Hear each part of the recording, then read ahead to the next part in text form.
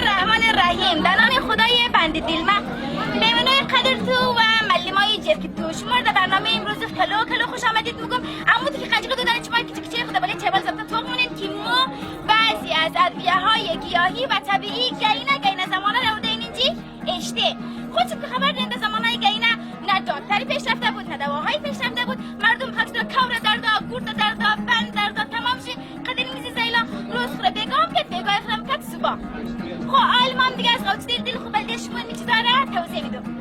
امیرش منید اینی است دومیروبا لگو بلده فشار و گرده او بلاتیشه.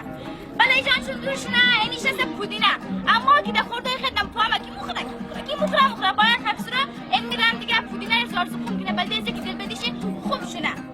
غیر از مدره چلگیا بلده امزو میده دردیه او بلاتیش توره نداره توره راف اما که فشارش بال مره تامایا بلده این موضوع دیگه باید این راف را تایبینی کنه. غیر از ما شبیت برای کسایی که نفس تنگیده اینا باید از این چیز نه زارزو خون کنه.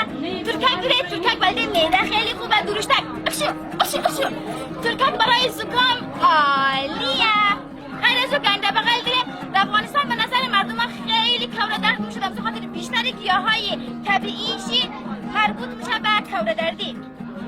ما دیگه سرخ شلبی بلده بدخوری خوبه ما کن خیلی زار زخم نه مجبور میشه که باید سرخ شلبی رم زار زخم کنه.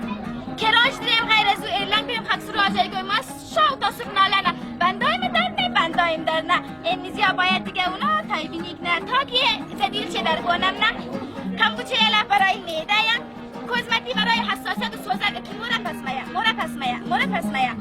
غیر از اون ما کاوکچی دریم امی دوغره که تلختون کنه که جور کنه بخوره کاوکچی بلده زو خیلی خوبه.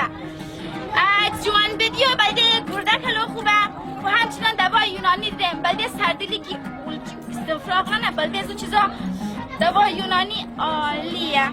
چیل خط برای میده و بطرون کو بلده زخم مخیم که بلش پترک نه. تشکر.